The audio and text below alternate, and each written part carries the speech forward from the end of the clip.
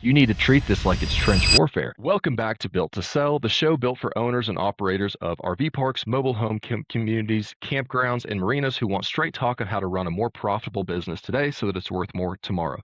Every episode, we sit down with people who work inside this industry every day, the ones who build these properties, plan them, and protect them, and we ask them the questions that you'd ask if you were in the room yourself. Today's conversation covers two sides of the same coin. Our first guest helps owners plan, develop, and operate a park from an empty piece of land to a thriving property. Our second guest has spent his career making sure that same property is actually protected when something goes wrong and figuring out how to keep it insurable and affordable as the market keeps shifting. So let's get into it. So our first guest has spent almost 2 decades building this industry from the ground up. Literally. Amie Mersmann is a principal and president of Mersmann Consulting Group, a planning, development, and management firm she co-founded in 2008. Before that, she got her start working alongside Dr. Bud Searles, a 45-year veteran of the parks and recreation world who ran Arkansas State Parks and served as assistant superintendent of Yellowstone National Park. Since then, Amie and her own team have worked on RV parks, campgrounds, luxury outdoor resorts, glamping properties, and workforce housing developments across the country for private owners, public agencies, and Native American communities alike. Amie, welcome to the show. Thank you. Excited to be here. Our second guest has insurance in his blood. 3 generations of it, in fact. Evan Rowley is president and CEO of Rowley Insurance, an independent agency his grandfather founded back in 1948.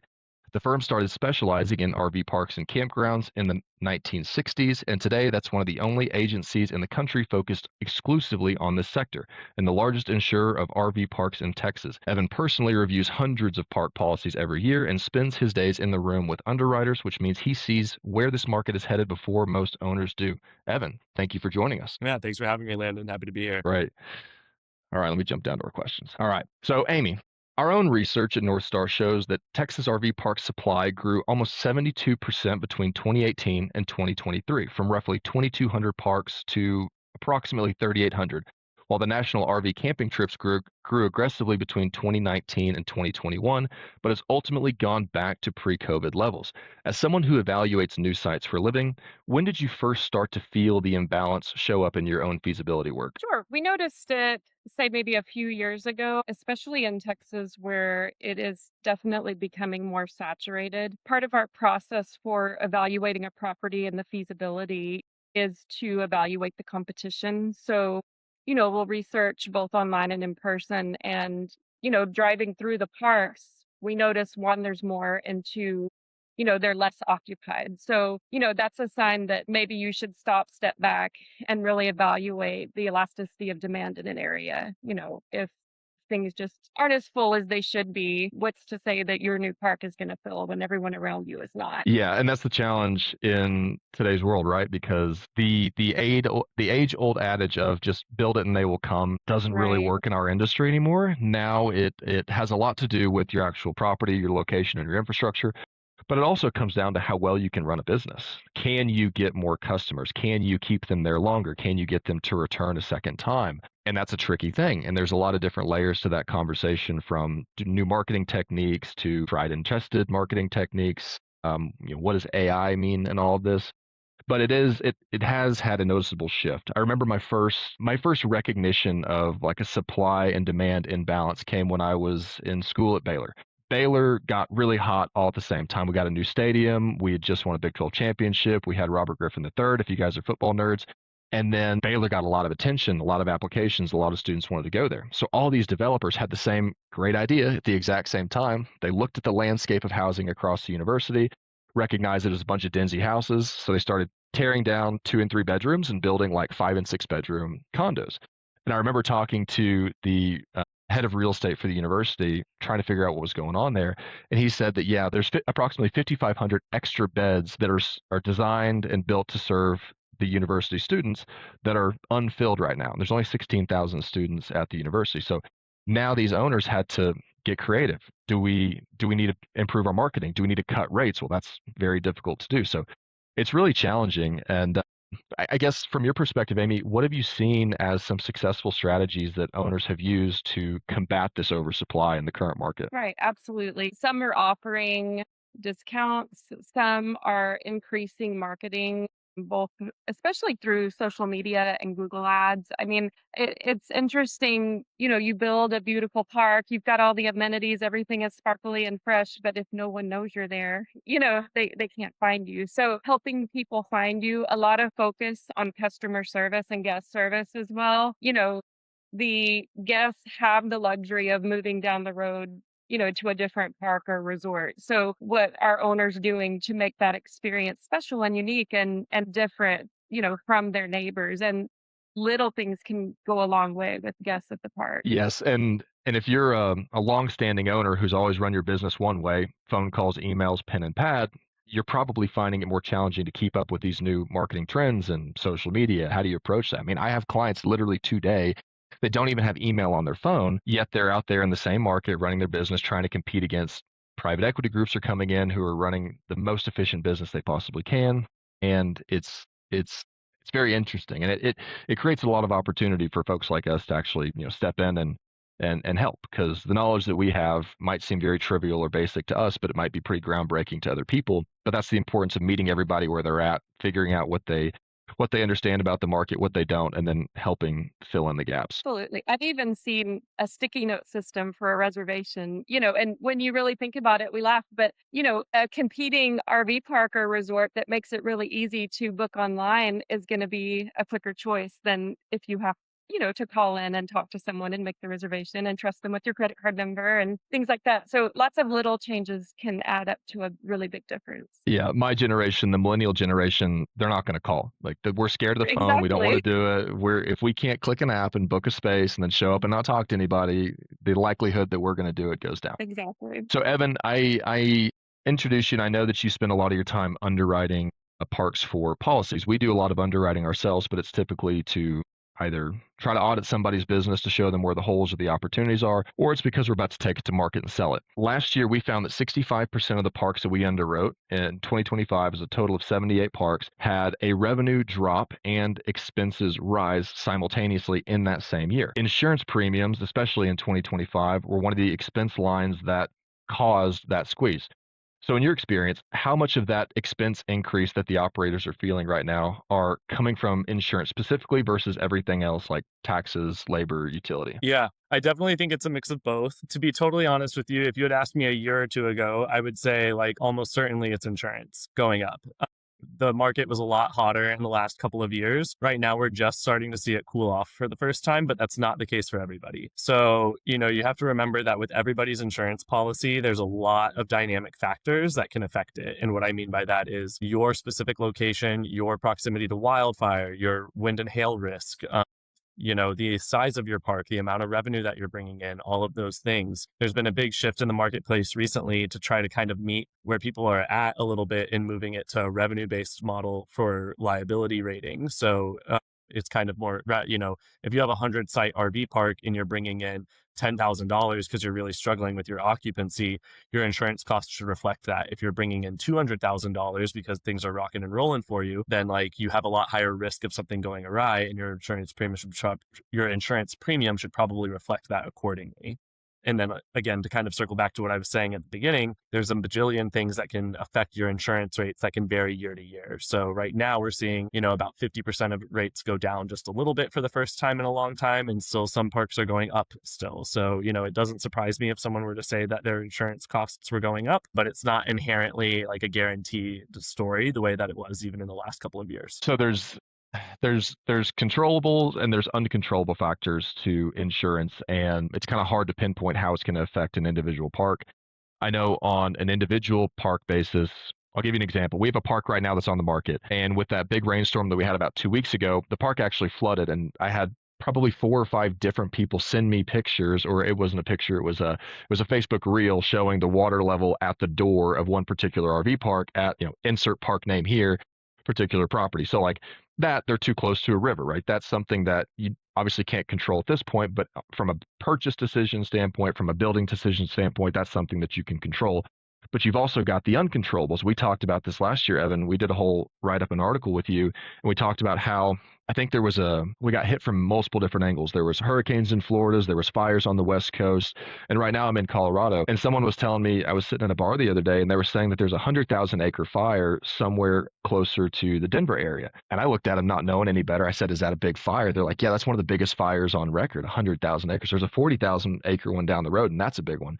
So you can't control that. So I guess in your opinion, what's the percentage breakdown? How much is the macro market affecting your insurance premiums versus the actual micro market of your park itself? That's a really good question. So to zoom out for just a second and acknowledge like the first part of your question, the hurricanes in Florida, the wildfires in California, the wildfires in Colorado, those affect the national insurance market. So that's like sort of like trickle down effect to everybody's insurance, no matter what you kind of business you have or anything like that. So yes, like those things do affect your insurance premium, but it's not inherently the reason that your insurance is going up or down or whatever. Your insurance is largely reflective of the size and scale of your business. So if you have a little 10-site RV park and one little laundry building and that's it, your insurance is going to be, somewhere between like $1,000 and $3,000. I know that's a bit of a range, but of course it depends on how big the building is, depends on how much revenue the sites bring in, different factors like that. So a park that's that big is not going to feel as much of a squeeze when there's like a bunch of natural disasters and everybody's rates go up because it's somewhat proportional. Bigger parks have, or I guess I should say, like the more amenities, the more things that you offer at your park. While of course, I don't want to be the fun police. Like those are the things that bring people in at the same time. They also have insurance cost and risk associated with them. So I'm not trying to pull the wool over anybody's eyes and say, oh yeah, just do it. It's going to be fine. Like, there is a cost if you have a pool at your park, but it's not an arm and a leg either. It's a few $100s or I think, $500, $700, something like that to have a pool at your park that you pay an annual insurance premium. So it's kind of a balancing act of these things that like the scale of your park is ultimately going to affect both of those things, but it'd be hard to give you an exact percentage of like how much the macro market versus your specific park are contributing to your insurance premiums. Amie, so we assess a lot of parks, and our self-assessment for owners will flag anyone's park whose pre-debt service cash flow is under 30%. So said otherwise, your expense ratio is 70% or greater. That person needs to be hyper cautious, basically. So from an operation standpoint, what are some of the fastest levers that an owner can pull on to protect that margin before they are forced into non-profitability or forced into a sale or just in a really bad position? Sure. I would say, first an analysis of your expenses is a great place to start. What does your staffing look like? What are the payroll, versus the qualifications? Look at the hours they're working, the efficiencies across the board, and then look at additional vendors that you're utilizing. What are their costs? Are there savings? Are there things that you can do as an owner or your manager can do, that you're contracting out to others? Really just looking at internal efficiencies and flow of efficiencies to see if there's a way that you can cost save within, evaluate your rates. Or when is the last time you've looked at your local competition and what they're charging? How are they fluctuating? Are they dynamic pricing? Are they seasonal? Are they charging higher for weekends? Are there any rate changes that you can make to capture the guest's expectations where it, wouldn't hurt you? And then additional income, are there little things that you can do? Do you offer propane? Are you in your camp store, have you really evaluated the camp store itself? I mean, are your items selling? What are your popular items? What is something you could do that would be unique to the local area that would create excitement and demand and maybe make someone just hop in and want to grab that local salsa or whatever it is you're selling, but really just an honest evaluation of your operation and your budget and your finances to try to cost save from within. Maybe you refinance, maybe, are there any things that you can do to save that for yourself? Yeah, that makes sense. Well, I mean, there's effectively two levers, right? It's either drive more revenue or cut expenses. And when it comes to driving revenue, it's a challenging world. I don't know a single park operator who hasn't felt the squeeze year over year since 2021. And on the cutting expenses side, that's the first place that people want to look. And I've seen what I think are some common mistakes. And one example is, if someone's looking at their month over month or year over year P&L and they're seeing that NOI margin compress, they're thinking, okay, I need to cut some expenses so I can grow that margin. But I see people cut things like marketing. And marketing, in many cases, is the thing that's going to drive your revenue higher. So that's not the thing to cut. But I've seen owners completely cut that out and then further do damage. Is there any other example of that that you've seen, or any other mistakes that you've seen people make when they start to feel that pressure that you would, vehemently try to talk somebody out of? Absolutely. Especially if you're hiring, I mean, a general manager is one of your best assets. So it's not something that you want to cost save on or settle for someone who maybe isn't experienced or knowledgeable or trustworthy or, reliable and dependable and can handle others well, both staff and guests. Head of maintenance, I think, is an area where you absolutely don't want to cut corners or cost save or, just let someone who's maybe not so experienced handle things. I mean, they are going to save you over and over again. So it's worth the investment in some of these really strong positions. Marketing, website, managing your SEO is huge. I mean, again, if people can't find you, they're not going to come to you. So, it's so hard. And I work with owners and, they're not making money. They're in the red, and asking them to spend a little to try to generate income is a big ask, but it often pays off. Yeah. We have one of those clients right now where they're probably 70+% levered on a campground out on the East Coast. They're working like 12, 14-hour days because they're turning over units, they're doing all this stuff, and they're really feeling the squeeze. So part of that for us is trying to get into the business and figure out where the holes are, and then say, hey, let's plug this hole first. That's the biggest one, and then kind of piecemeal it together from there. I also love the conversation around ancillary revenue opportunities, because you guys probably know just as well as anybody, there's so many parks or campgrounds or properties out there where they're not maximizing ancillary revenue, whether it is propane or firewood or a more robust camp store, or even just an upsell at the check-in, check-out table. Like, hey, book your next stay today and get a discount. There's so many things that you can do like that to try to generate more revenue on a per guest basis than just what the lot rent or the nightly unit rent is. Are there any other, unique or creative or maybe even some time-tested ancillary revenue strategies that you've seen, Amie? I would say it's a balance. I mean, you don't want people to feel like you're pulling every penny out of them along the way. So, certain things lump into the rate, and others, the golf carts, the propane, the little dog pens. I mean, anything you can do to make life easier. Every time we stay at an RV park, we'll rent the golf cart. I mean, just whatever you can do to make it easier. The reservation systems allow you to ask that quick question before they check out, do you want it? Yes, I'll take it. The e-bikes, so it makes life really easy. Even packaging experiences, a fishing trip coupled with a stay, or, a night out with your loved one, or, just to package everything together, make it easy. You don't have to think about it. It's done for you. Also just makes life easy and kind of excitement outside of, the RV park or resort. Yeah. And Landon, if I can actually jump in here, like one or two, sorry, I know this question wasn't directed to me, but Go for I it. always recommend people to talk to their customers and sort of see what is going to be valuable for them in their area. Like your customers are going to tell you what's going to be valuable for you. And, it very much can depend on where you're located in the state, what kind of park you have in terms of size, or are you more of a seasonal park that has like more labor workers? Are you more of a vacation park? Are you more of a residential park? Are you a 55 plus park? Like all of those different models are going to have different answers to this question and what they're looking for at their park, right? So I can tell you like a 55 plus park wants like shuffleboard and horseshoes and things like that. And, that might be the same for the vacation park, but they more might want a playground for their kids, which isn't going to be at the 55 plus park, right? So like talking to your customers and like, not just one or two, but like really getting a broad swath of people and helping to inform that question, I think is going to be your best bet. And then also sort of leveraging your existing community wherever you can. If you're out in Fredericksburg, you should be selling like pie crust kits that you can bring Fredericksburg peaches and make your peach cobbler or peach pie or whatever it may be. Or maybe there's like a campfire kit to do like not s'mores, but like a peach crumble or something like that. So finding different ways to like learn from your customers on what's going to be valuable to them. And then also tapping into your community at large as well. Yeah, that's so good. Know your customer, know your market, and then maximize on that. And we're talking experiential things. There's other things that you can do as well. And I think my favorite example of this is I sold a park here in Austin. It was about 50% RV, 50% mobile home, 225 spaces, I think it was. And when I first looked at this guy's profit and loss statement, he was showing his trash service as a revenue. And I had to ask him, I think that this is a mistake. And he kind of puffed up his chest and said, no, we have a valet trash service that we started. So we've turned our cost center into a profit center. So now they've got one guy who goes around in a truck and picks up all the trash cans on Tuesday morning, just like they would in a normal subdivision.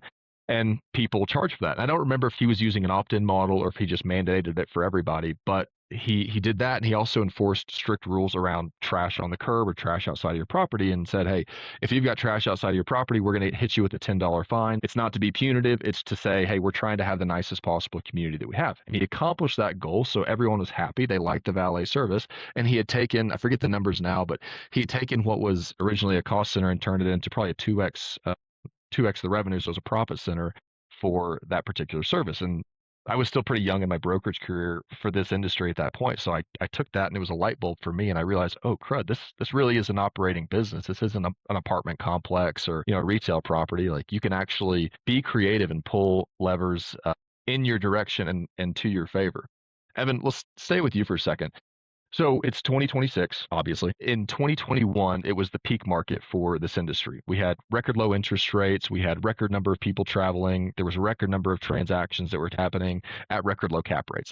From a broker's perspective, it was just an all-time high. From a seller's perspective, it was an all-time high. From a buyer's perspective, there's a lot of people with a lot of regrets out there. But mathematically, we've got most loans have a 5-year maturity date. Most commercial loans have a 5-year maturity date, and that puts a lot of maturities that were when the debt was originated in 2021. Those maturities are coming due right now. So how does insurance play into that? So if you are somebody whose debt is maturing and you've got a policy renewal, is that policy renewal with an insurance company going to be affected by your potential refi at a higher rate, and then vice versa? How is a bank going to look at that if your insurance policy is coming up and the likelihood is that policy is going to be higher?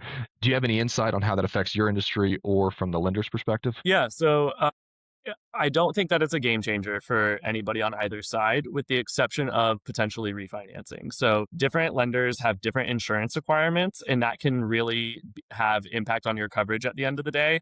But I don't think that the road goes the other way very often. I don't think that your insurance is going to have a such a significant impact that it changes your financial perspective on the loan.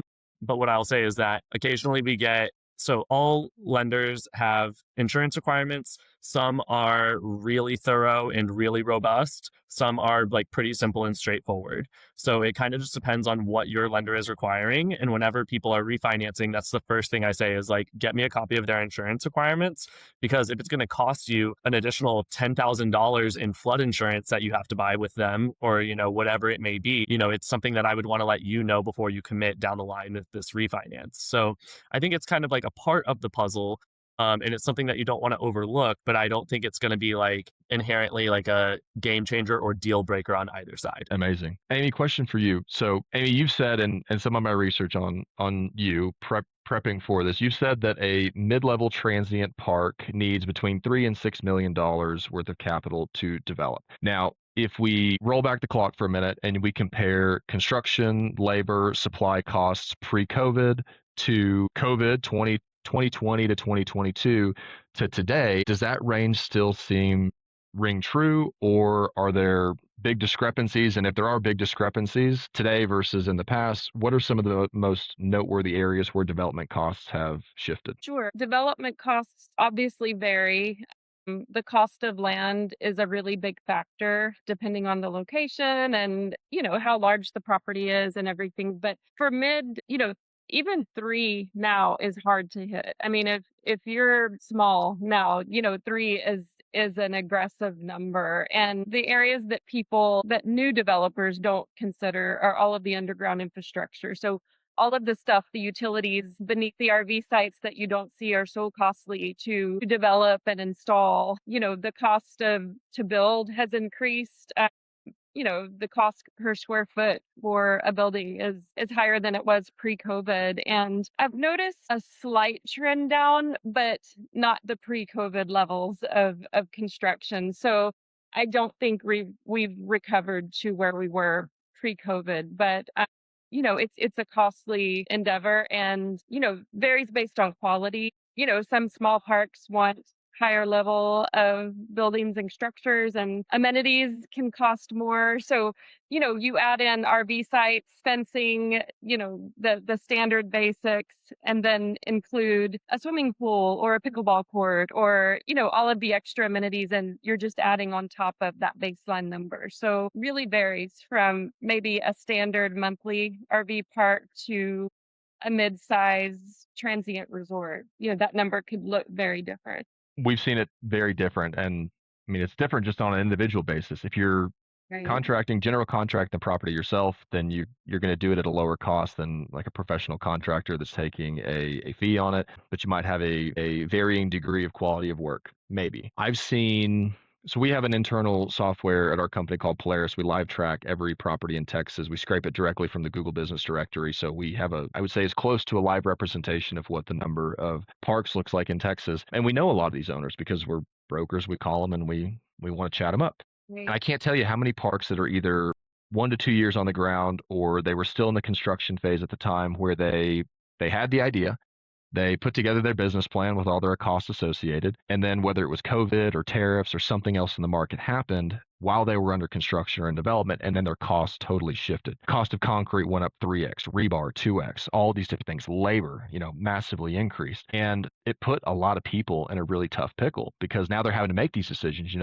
Where do we focus our dollars and our attention? Is it in, the infrastructure that doesn't necessarily monetize, like pools, or do we need to make sure that our underground infrastructure is up to code and super durable, or should we, hey, maybe cut some corners here? What are some examples that you've seen of that in the market? Absolutely. I mean, there were pre-COVID feasibility studies approved, by the bank. And by the time it hit construction, I mean, I remember a resort style pool 2.5 times the original budgeted amount, which was completely reasonable pre-COVID. And that's just one piece of the resort. So that was a really difficult time for many, many owners. And then delay in supplies at that time was, just on top of it, they're paying their construction loan, trying to build and having to wait months for supplies to arrive. It made for a really difficult situation for many owners, already starting behind in a more expensive situation than they anticipated. So pulling out of that particular time period was very difficult for some. Yes. Evan, question for you. This is a two-part question. One, in the same vein of the conversation we're having right now about the oversupply, how many new build insurance submissions are you actually receiving right now? And if you could kind of benchmark that year over year. And then we found two reports. One report that was showing that manufactured housing occupancy across the nation is roughly 94% occupied, so very strong. And then another report that showed that boat and RV storage is drastically undersupplied in many markets. So what a lot of owners are looking at doing is diversifying the type of rentals that they have on their property. So in your experience, how does that diversification impact the business? How does it impact insurance? When is it advisable and not advisable? Sorry for the long question, but again, new build submissions and then diversification. It's probably a little bit lower than what we were seeing in the last 5 years. I know you were talking about it being in its heyday a couple of years ago, a second ago. But we're still seeing plenty of new builds out there. It's not zero. It's not like an incredibly small amount. I think you're seeing more of them coming from bigger investors and people that have a lot more capital to throw around, if I'm being frank. But, you still have plenty of mom and pop that are building little shops or little RV parks and things out there as well. So, I think that I don't have a percentage number for you. I'm sorry, but I think that there's a healthy amount of new build happening out there still. I would say it's maybe somewhere around 30 to 40% of the phone calls I get are people that are building new parks off the top of my head. Could be way wrong, but that's kind of from the hip.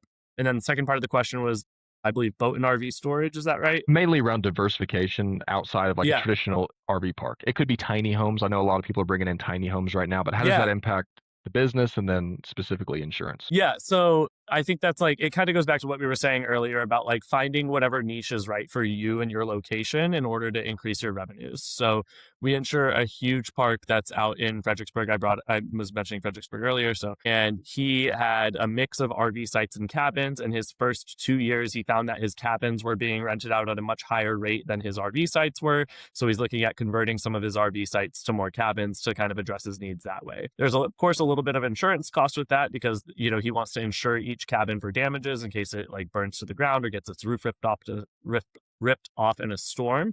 So plenty of times I have people call and say, hey, I'm thinking about doing XYZ. I'm thinking about installing a pool. I'm thinking about opening up my park for outdoor storage. I'm thinking about doing bicycle rentals. Insurance can always quote it for you before you do it so that you have some sort of benchmark for cost and benefit analysis of it as before you kind of like are too far down the road. So you can always do that. And then I think it kind of just goes back to like what your best revenue generators are for your area. Depends on your community, your clients and customers, whatever works best for you. Amie, same question for you around revenue diversification. When does it make sense to look at adding on different types of rentals, and when is it maybe not the best idea for a particular owner? Right. I would definitely start with market research. Look at what is being offered in your area, what types of rentals are being offered, what type of demand is needed in your area, what is the draw to your area. You know, are you 100% workforce, nothing fun to do, restaurants only? Are you in a high demand for vacationers? A lot of the different factors, you know, play into that decision. But, you know, even in your park, maybe, you know, you experiment with a couple of cabins, see how they rent, see what the demand is, see what the response is. You know, when you buy those two cabins, do they have a loft or a pull-out sofa for, you know, children? Are you getting requests for that? So really listening to your guests, evaluating the community and the circumstances around you, and making that decision. Do you have land available? You know, just what is your situation and what is the situation surrounding you? First example that comes to mind for me, I try to stay pretty active in like the Facebook groups for RV park and campground owners just to see what people are talking about. And there was a post made in one of these groups by a guy who says, hey, I have a primarily workforce housing RV park. Forget where it was, somewhere in Texas. And, you know, we're trying to look for ways to boost our revenue, get a higher ADR. So we wanted to bring some transit. We want to start marketing for some transient traffic and try to get that through there. So his question was, what are some marketing strategies that I could use to get some more transient guests? And I responded back, I said, you know, I don't know your park, but be very cautious. The types of people that are looking for overnight stays are not always and almost never the same type of people that are looking for workforce housing options. And you might think on paper it's a good idea to have, you know, more revenue at the park, obviously, but if the transient people don't like to be intermingled with the workforce housing and the workforce housing are trying to get their sleep and these people are partying, that's going to decrease your revenue and your occupancy more than anything else. And I felt very validated in that because it got a bunch of likes, very, very cheap likes. But Yeah, plus one. I completely agree with that. Yes, absolutely. yeah, but there are And I mean, strategies that, go ahead, please. no, I was just I mean, workforce, something like revenue sharing with food trucks has been hugely successful. You know, an easy option to grab breakfast and maybe lunch and roll out, you know, early in the morning is a convenience, but also a revenue producer. So, you know, again, knowing your audience and knowing your guests and responding to their needs is often a really good solution. Yeah, another one that I like is I get a lot of calls these days from people who just want my opinion on whether or not it would be a good idea to bring tiny homes into the park that they own or the park that they just purchased. So we're actually selling two right now, two parks that are actually, sorry, one just closed and then one's under contract right now. And the strategy that's going to be employed by these buyers is to bring in approximately 50% of the total spaces in tiny homes. So there's the zoning issues and everything that we're working through there. But I've seen that work very well in a lot of markets, and I haven't quite. Maybe the jury's still out on how the cabins are going to intermingle with the RVs. I guess that would be a lot closer if it's long-term stays than a true workforce housing transient comparison. But I guess the point is, in the current market where things are changing, people are actively looking for creative ways to increase revenue, to get more eyeballs, get more people, and it's going to be an interesting next couple of years to see where everything lands on that. Absolutely.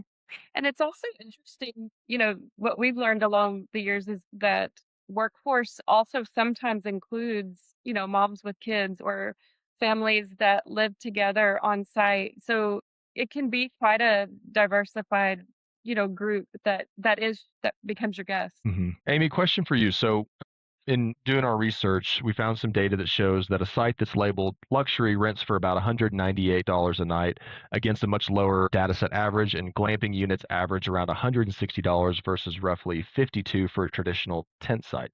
So when an owner comes to you wanting that kind of premium inventory, what actually has to be true about their park for it to work? And if those numbers are incorrect, or if you've got a different perspective, feel free to jump on that too. Sure. So do you mean to qualify as a luxury development? Yeah, basically, someone owns a park or is thinking about buying or building a park. They see the rates, the ADRs that are being pulled in off of the luxury sites, and thinking, hey, well, why don't we just build this as a luxury place? When is that a good Right. idea? When is that a bad idea? So yes, we have this conversation often. First, you again want to look at your location. If you are in the middle of nowhere, Texas, my response is always, is there a current draw to bring the luxury RVer to your resort? If not, do you have the funds available to create that destination stay? And I mean the luxury accommodations, the luxury amenities. You need to feed them, with their luxury expectations, entertain them.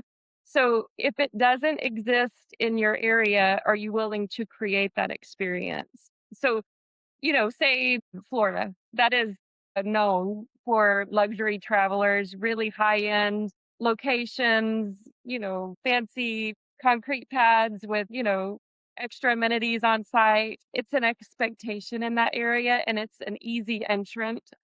But if it's not currently in your location, are you willing to create it? Are there things to do in the area that will complement their stay? If not, we need to create it for them. So, it's more than just wanting to build it. It's, does it make sense? And if you don't have the dollars to create that, it makes sense to take it down a little, because if you overbuild, it takes that much longer to break even. So there are times that we actually recommend taking down the level of luxury so that, you're profitable sooner.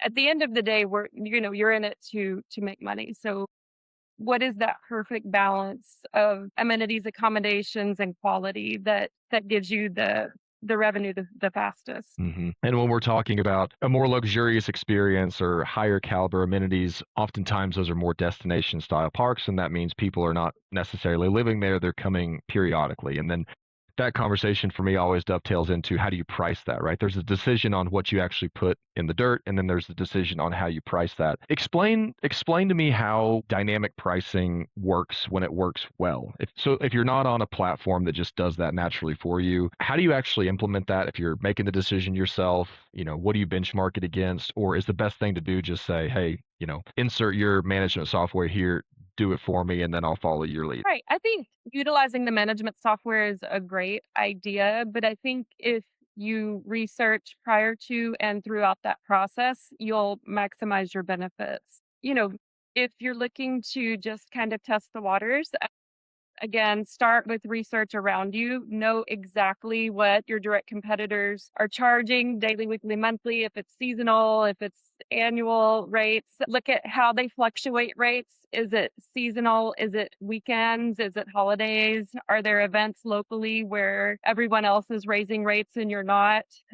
Sometimes in smaller areas or with, less competition, everyone has set rates. So you have to be really careful and make it make sense, right? I mean, you don't want to just begin fluctuating rates and freak everyone out. Your people are going to leave. So make sure that it makes sense where you are, and then, begin small increases, maybe Friday through Sunday. Holidays, maybe incorporate a 2 or 3 night stay with an increased rate. And then you can begin to test the waters, and the reservation systems very easily, fluctuate the rates up and down based on percent of occupancy. And if you do that, a lot of times it makes sense to maybe not post your rates on your website so that someone can't say, hey, I saw $55, I'm being charged 65. What's going on here? So treat it like a hotel. All right, I got a fun question for you guys. Well, we'll see if it's fun. So in the current market, my business has been flooded by I would say some of the least qualified buyers mainly, and then operators that are trying to get into this space because there's a tremendous amount of excitement in this space right now. There's even, what we call them the gurus online. They're YouTube personalities who are actively out there promoting themselves, showing, people how to get parks with zero down and seller financing and repeatedly and confidently calling it passive income. And we have to deal with this when we're selling parks because we've got at any point in time somewhere between 20 and 25 parks on the market. And that on average brings us in about 30 offers per month across that portfolio of properties. So we see a lot of activity, and a lot of these people just don't know what they're doing. They don't know what they're talking about. They bought a course, they went through a class or whatever, and now they're out there trying to get properties purchased. So I know what it looks like in my world, and it's a huge pain in the you know what, but I'm curious to see if that's impacting you guys at all, and if so, how. Amy, I'll let you go first because I'm assuming that might be a little bit closer to you. Absolutely. We work with people and groups, individuals who are extremely successful in their respective field and have purchased an RV park. And, it is a different world. There's, the lingo itself, the expectations of guests. I mean, just the nuances to operate it are just completely new. And, they'll come to us and say, hey, when we purchased it, we expected to be profiting a lot more than we are. So these underperforming parks will come to us and we'll just begin to evaluate, their staff, their operations, their processes, their service, the look of the park itself, how well is it maintained, and again, look at it from the guest perspective. If you're the guest and you're arriving, what do you see when you first arrive? How are you greeted? What is your experience? Is it easy to check in and out, or are you, if there's an issue, is it taken care of immediately? So lots of little things add up to a really big difference, but even just the education of the industry itself is a huge learning curve and can be extremely overwhelming. Marketing, I mean, just every piece of this process can be extremely overwhelming for new owners who are not familiar with the industry. Many often say, "I've never been in an RV," so they're purchasing it, never have even been inside of an RV, and are trying to manage the experience of seasoned RV. Yeah. Yeah, there's a lot to learn because it is an operational business. It's not just buying a rental property.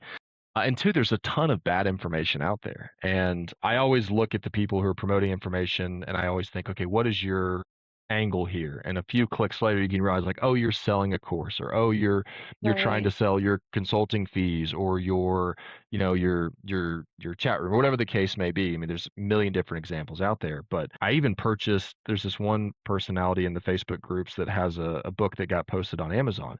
And I was curious. It was a $50 book. I purchased the ebook and I went through it. And it's literally like someone spent 15 minutes in Chat GPT and just kind of dictated what they wanted it to be. And then got this like, it was almost formatted exactly like it would come out of Chat GPT.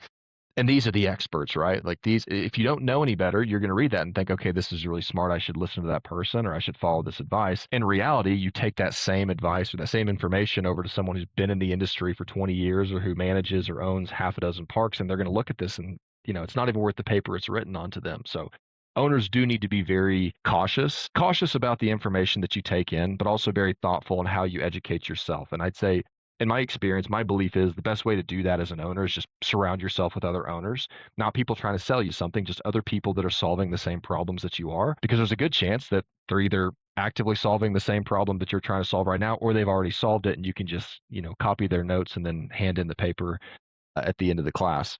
So it's interesting. Evan, you smiled when I started talking about this. I'm sure you know what I'm talking about. Has this reared its head in your industry at all? Yeah, a little bit. We get people that call and are saying, I'm thinking about building an RV park, and we get, trying to figure out the information we need to get them a quote, and we're like, how many sites, and they give us like a huge range, or they, I'm not really sure, or whatever, and it's like, okay, well, yeah, I can't really help you until you kind of know what it is you want to build out there, and but that's not common. A lot more times people are a little further down the road. So, I think you see this from time to time, but to your point, there's a lot of resources out there for people. There's a lot of groups on Facebook. There's, industry groups, whether that's like the Texas Association of Campground Owners or Good Sam or, national organizations of any kind. There's a few different out there that people can kind of use to educate themselves and inform themselves and kind of get their heads on the ground better. I would say the reason I was kind of chuckling is like, you'll sometimes see people get a little far down the road and then back out of the close at the last minute, and like you'll see their close fall through. And, when they realize that all of the financials aren't necessarily there. So, it's something you want to do your diligence on. Like, it's kind of, like Amy's said this a lot of different ways. Like, it's kind of like a motif throughout this conversation, I think, is like, do your homework, do your diligence before you bite off more than you can chew. And I think that is especially true for people that are newer to the industry or are not as familiar with sort of the outdoor recreation space in general. Because yes, it can be passive income if you kind of figure it out and do your diligence and find the right spot in the right area and know how to market to your community. It can also be that you've like gone way in the wrong direction by accident, by like, taking advice for someone that was talking about a situation A and you're in situation B, so it's just kind of, these things can be true, but they're not inherently always true. All right, I've got a fun question. This one's actually fun. This is the crystal ball question. Everyone wants the crystal ball. Everybody wants to know what's next. So I'm going to get your opinions, and I think it's only fair if I'm going to put you guys in a position to either be wildly right or wildly wrong. I'm going to go first. So we're tracking the market and we're trying to figure out where parks are in their valuations today versus previously, past couple of years. That's pretty easy to identify. And then more importantly, what the next couple of years look like. So my prediction is that we are definitely in a downwards, I won't call it a tailspin. We're on the backslide of a hill, and the values we're watching decrease pretty much month over month, certainly year over year. My prediction is that 2027, I'll say it now, is probably going to be the bottom of the market, at least for Texas RV parks, because that's what we track most closely. And the reason for that has a lot to do with the debt maturity wall, the number of people that got in during COVID and now they want out, and a lot of the transactions are not actually taking place right now because either the operator is holding on a little bit longer to see if next year is going to get better, or maybe they're infusing their own capital in the business to keep it afloat. Maybe the bank is actually due for the refi, but they're doing the pretend and extend game. We see that a lot where they'll give an extra 3 months, 6 months to give the operator an opportunity to get right-sided. And then ultimately that property is going to have to get either refinanced or sold at whatever the market interest rates are and whatever the market valuations are. So right now we're in that refinance wave, and a lot of those sales or refinances are happening right now, but they're not really going to be tracked data-wise for the next 12, 18 months. So the next 12 to 18 months, in my opinion, is where all that data becomes more visible. And we have a lot of the data because we track every deal that trades in Texas that we can get our hands on, and we can see whether it's a cap rate basis, a price per pad basis, whatever metric you want to do, the values have gone down. I think that they're going to continue going down through 2027. And I think 2027 is going to be the launch year for a lot of businesses, I hope. And I also say that with full acknowledgement that I could be wildly wrong, and I would love to be wrong about that because that would help my business and all my clients. But I'm very interested to know what you guys think about the next couple of years, where this market's going in the next 1 to 3 years. Amie, let's start with you. Sure. I think we're already seeing more acquisitions than we have in the past. I do continue to see new development, but acquisitions that are at a higher rate than I've seen previously. I also, I guess, anticipate more of a consolidation of the industry. We're seeing it in front of us, but from a bigger picture, I think it's going to be a little more prominent as, years move forward. Just naturally, working in that direction. Evan, same question. And then the one that I know you probably get all the time, and it's probably not even fair to ask you, but insurance rates. What are insurance rates going to look like in the next 1 to 3 years? Yeah, great. All good questions, completely fair. I think that I also am I think the market's going to continue to go down just a little bit. We've talked about a lot of these reasons on the call. We've said that occupancy is a little bit down for a lot of people. We've said that supply is high for people. And then we've also kind of talked about the difference between COVID and today. And I think that you think back to COVID, and there's a huge generation of the boomer generation that is retiring like right before or around COVID. And that's leading them. I think that's a lot of RV trips and time spent and visiting the grandkids and et cetera. I think that there's a huge uptick in remote work during COVID, right? So I think we're seeing sort of like long tail effect of these things like not have as much of an impact as they were. And not to say that like, I don't think the current market is like becoming, I mean, it's going down, but it's because of how high it was before. You know, it's like the slope is downhill because of how high we were before. I don't think that there's a lot of yes, like costs and labor and things like that are going up as well. So that makes it a little bit harder. But, I think that we're just kind of like continuing to ride this like downward momentum. And kind of your point, Landon, like I think it's going to level off before too long.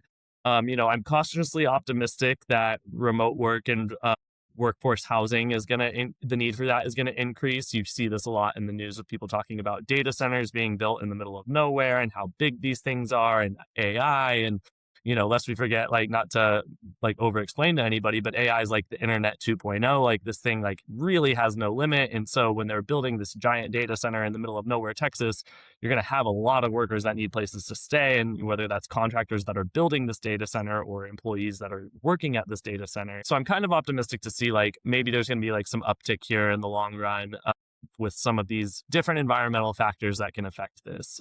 Like you said, I'm a third generation business owner here. And my dad and my grandpa would both tell you that insurance is an ebb and flow cycle. It's always going to be going up and down and up and down. So I feel like we are in a little bit of a down right now. And I'm cautiously optimistic that that will continue for the next year or two. However, I will tell you that if there is a mega, like the example I always use for people is like the wildfire that was on Maui a couple of years ago. It did $15 billion of damage in Maui, and there is not $15 billion of insurance in Maui. So everybody across the world, and really the US too, are like their rates are going up to compensate for that damage, right? So natural catastrophes and natural disasters have had a massive increase in the last few years, and that has a huge impact on all of our insurance as a result of that. So while I'm looking at the trend of what's in front of me right now today, I would say like, hey, let's like keep riding this wave down, and hopefully like everybody's insurance lightens up a little bit. Again, not the case for everybody. So I don't want people to listen to this and say, well, mine went up. This guy doesn't know what he's talking about. Like, it's not the case for everybody. There's a bajillion factors that can affect it. And yeah, like hopefully there's no natural disaster that like makes me eat my words here. Well, we've got another question for each of you guys. I know we're coming up on time. So Amie, we're going to start with you on this one. Between an oversupply, a maturing wall of 5-year debt, and rising costs, including insurance, operations, labor, everything else, an owner today is definitely getting squeezed from multiple directions at once. If you're sitting in the room with this particular owner, what's the one piece of advice that you'd give, or one number that you'd want them to watch most closely right now as they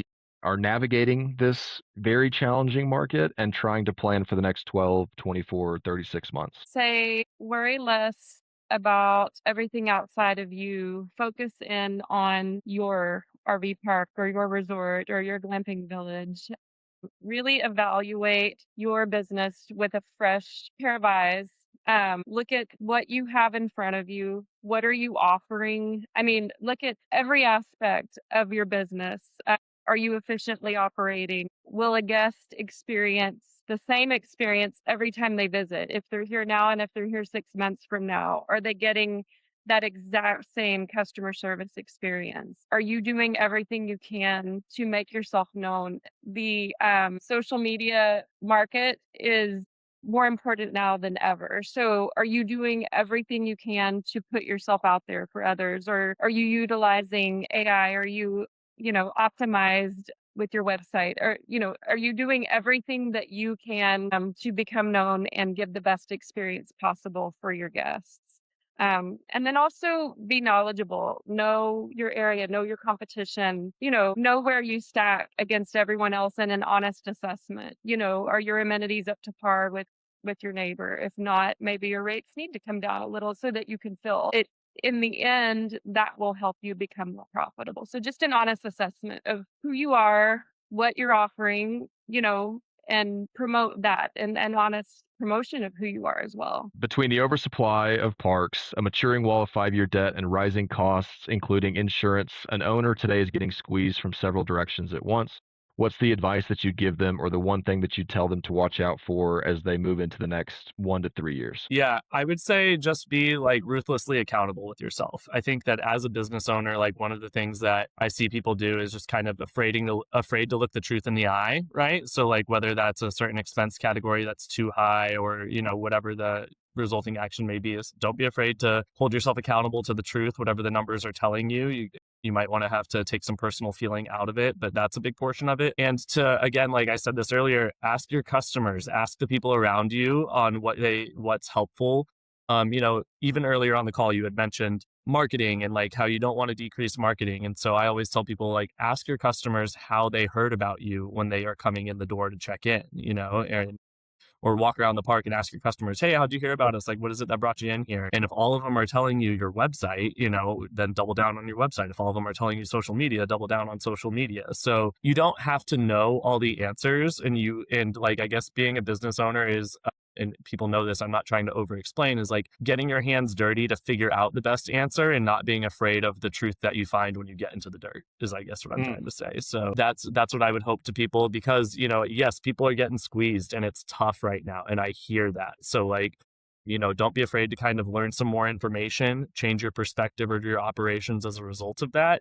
And, do the best you can. So don't be afraid to ask questions to your customers, the neighboring parks around you, online and Facebook groups, wherever it may be. Yeah, my answer is very similar. It has a lot to do with being able to and willing to change your strategy, and also understand what's the controllables and what's the uncontrollables. I can't control what insurance rates are. I can't control the park that I own today that's on the ground unless I decide to sell it. But I own this thing now, and now this is my baby. This is my problem to solve. So you can't control that. So what can you control? Well, you can control all the other aspects, and the base layer of that is being super knowledgeable about as many different aspects of the business as you can.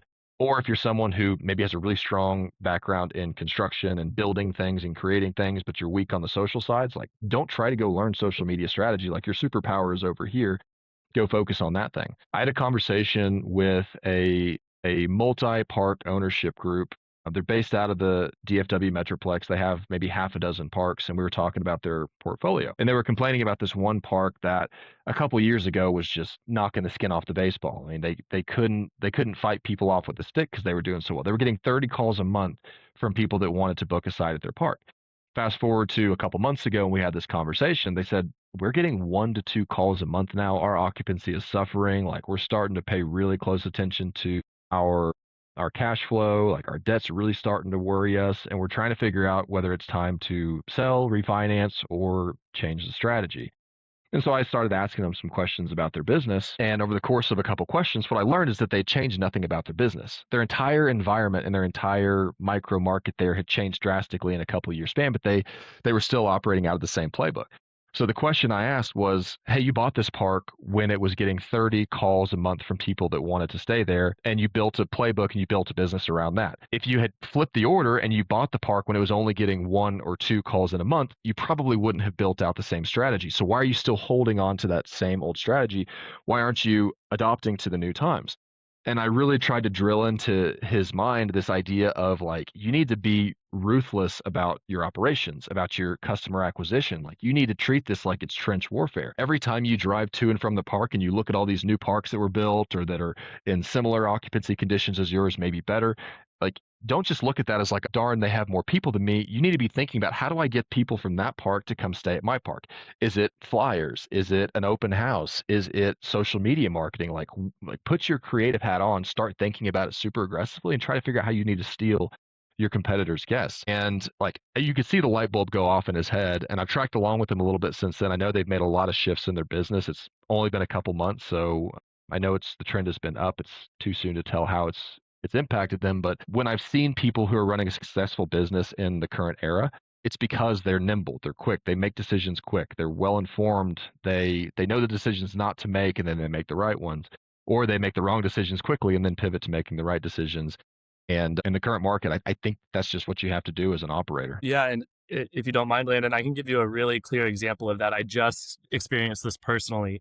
We have a customer down in Wimberley, and I was looking to go down there for the weekend with a friend and just kind of like stay the weekend with 2 of my friends and hang out, visit Wimberley, which is right outside Austin where I'm based.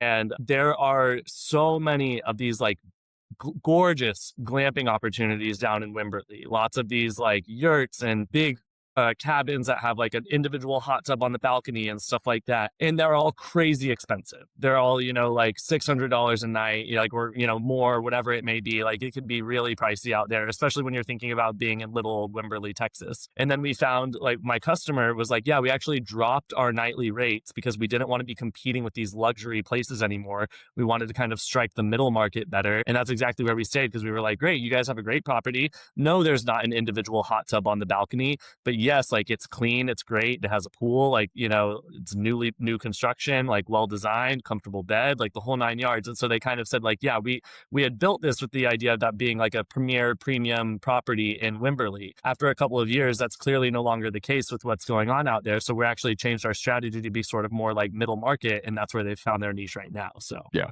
so good. That's a great example. Well, guys, we're over time. You want to wrap this thing up? Sounds good. Good. All right. So that's a wrap on today's conversation. Thank you both, Evan and Amie, for being so generous with your time and your expertise.